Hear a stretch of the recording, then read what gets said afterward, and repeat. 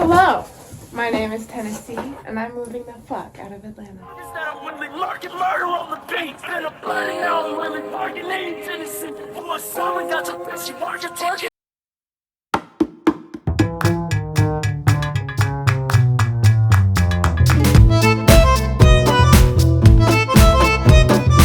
My name is Tennesseeyana. If this is your first time seeing me on your YouTube, hi, hello. I moved to Atlanta a year ago, and it has been a wild ride. And instead of just being a negative Nancy, I figured I would do the pros and the cons.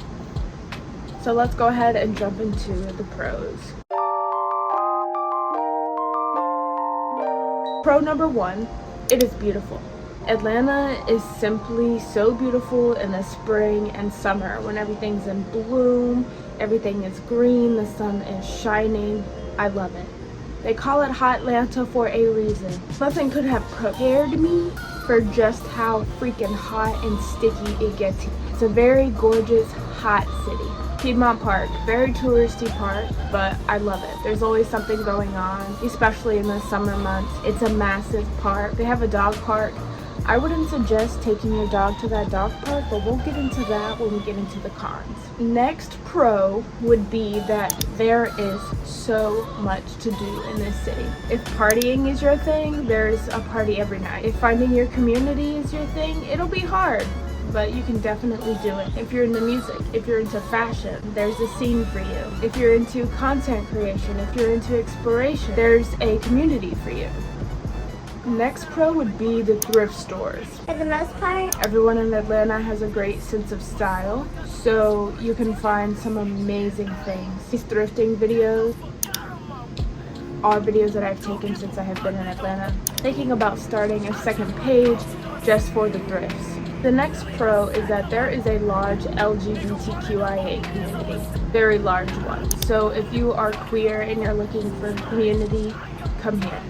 Come on. There is a gay bar. I don't know if they closed down the lesbian bar, but I'm going to include it in this video anyways. There's an underground club that I love. Atlanta has a whole party scene that's underground called Underground Atlanta. And just so we're clear, you will see that when people talk about Atlanta, they're talking about this area. I live in Atlanta.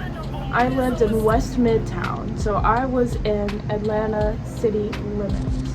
Now, I live outside of Atlanta because I still love Georgia. I just need Atlanta to be a little bit further away from me. The rings are ringed out. Nothing could have prepared me for just how freaking hot and sticky it gets here. I passed out last July, literally walking my dog. I started like getting a little dizzy, you know, like when you stretch, you stand up too quick, you start getting dizzy. Yeah, it was like that. It's like, oh, but then it didn't go away. It's like I'm about to pass out. Now, a lot of people are coming here from New York, are coming here from California. So the prices are expeditiously rise. It's so crazy. One of the biggest reasons why I moved out of Atlanta is because my rent was raising every single month.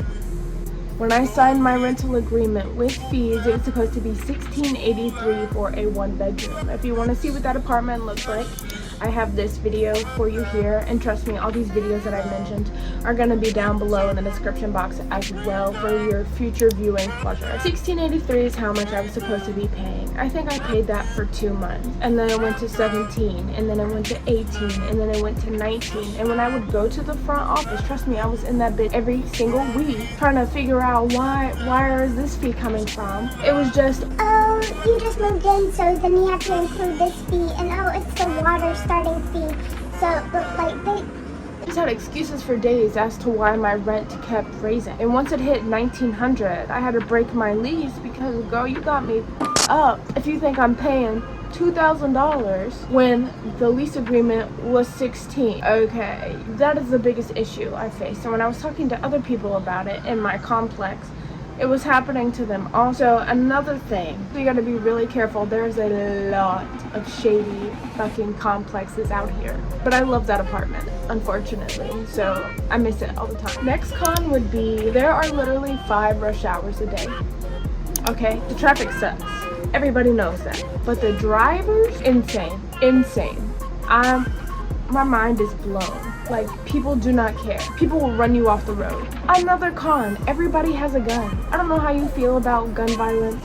I don't really care. That's your opinion, right? Being from Nashville, Tennessee, where drinking is all in your face, it's just bars and bars and bars that play country music. Not really my speed, right? But you couldn't have guns in the bar because drunk people with weaponry does not sound like a good idea. Anyone can have a gun. The next con that I want to mention, in the beautiful city of Atlanta, you need to be on your P's and Q's. You need to keep your head on a swivel. You do not need to let up. I don't care if you think because you're in somewhere like Buckhead that you can relax. Don't. Because men are aggressive here. They do not care if you have a boyfriend or a girlfriend. They do not care if they are harassing you. They do not care about your rejection. They will stand outside of your car and wait for you to get out when you're at the gas station. I don't go to any gas station at night by myself. If I have to, I make sure it is 1, very well lit, 2, there's nobody hanging out outside, and 3, I'm literally on the phone with somebody the whole time. Better be safe than sorry. Calm. The city is crazy. It's hard to wrap your head around. So March, I saw 2 bodies. If you don't want to hear about this, you can go ahead and skip forward. I saw 2 bodies in the month of March, and one was at a Kroger in the bathroom. Didn't have my phone, so I run into Kroger. I'm going to the bathroom. There's a line. I'm wondering why there's a line. There's like 4 or 5 stalls in the Kroger bathroom, and a woman's. And this lady, old lady, is talking to me. She's like, Yeah, there's somebody on the floor. I don't really know what's going on. I already tried to tell an employee, but they don't really seem too worried about it. So I'm standing there and I just hear like smacking like this. And there's a girl in front of me, bless her heart, she's an angel. She goes into the bathroom, the like family bathroom, and I wait for her to get out. And I'm like, well, you stand right here while I just go see what's going on in there, see if anybody needs any help. I open the door. Homegirl is out like this, wider set woman. Her friend is holding her up, blood all over her shirt. She has one shoe on. Her other shoe is across the freaking bathroom. Her cigarettes are on the floor. Her phone is on the other side of the stall. And to the girl who is like trying to pick her up, and she's trying her hardest and she's smacking her hard in the face. And I'm like, is she okay? And she says, yeah, she's just... Stops talking. I'm like, oh. So I run to the car, go and get my boyfriend's phone. I call 911 because nothing is happening. Why doesn't anybody care about this girl very obviously overdosing right here? What the f is going on? I'm on the phone with the dispatcher. The dispatcher's like, I'm surprised nobody has called yet. Care that nobody has called yet. Why is this the conversation that's happening? Y'all need to pull up right now. So I'm still on the phone with her, and then she gets another call, I guess, about what's happening inside of Kroger. And so she hangs up on me. And me and my boyfriend watch the ambulance, the cops, and the fire truck show up. And then it just stresses me out. I left. Second time I saw a buddy in like literally 2 weeks of each other. Me and my boyfriend were trying to find a house to rent, which is gonna come up to another con. And I can't get in. I'm using the Rently app. There's like something weird with the lock. It's just not working. I'm on the phone with the Rently people and my boyfriend, 3-way call, and I'm like typing in the right code, and before I even hit enter, I push the door and it just opened. It smells horrendous in there. There is literal cat shit all over the counter. There's still furniture in there. I'm still on the phone.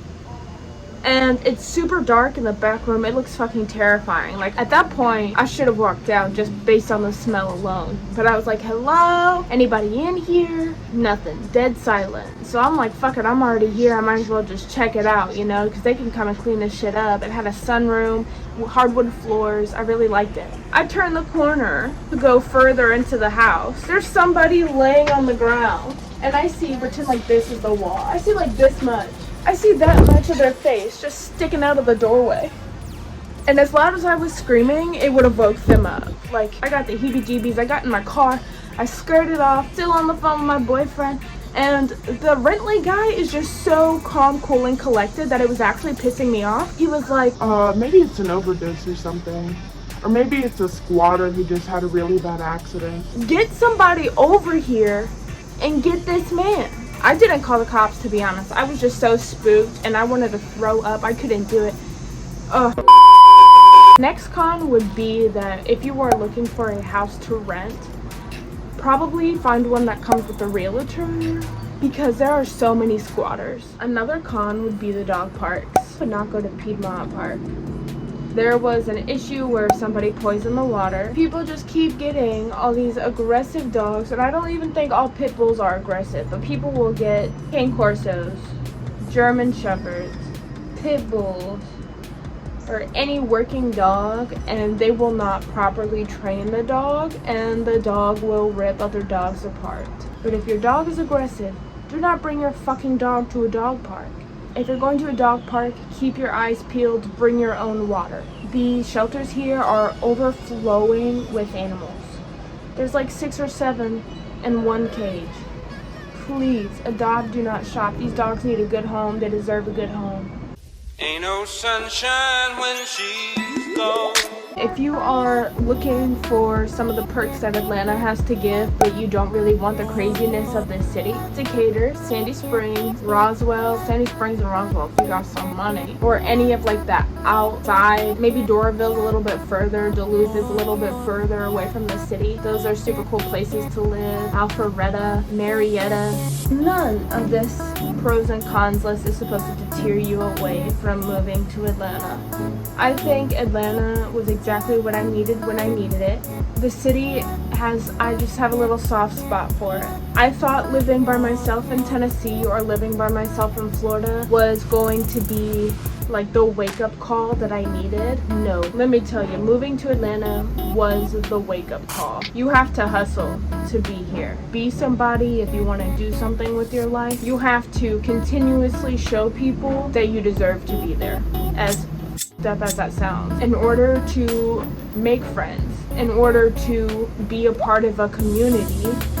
If your goal is fashion or music, you have to show whoever you're talking to in that community that you deserve to take up space. I just want to remind you, you deserve to take up space wherever you're at. The space is yours to take up. Don't let all these other people and these external forces make you feel like you're not working hard enough. If you enjoyed this video, my Instagram is Tennesseeyana and my TikTok is Tennesseeyana with the underscore. I would love to have you over there. Maybe. I hope Atlanta treats you well. I hope you make all the friends. I hope your business ventures pop off. You can definitely thrive in this city if you're willing to hustle for it. And if my video helped you at all, go ahead and put your Instagram in the comments and maybe I'll follow you and we can link up and get some tea or whatever.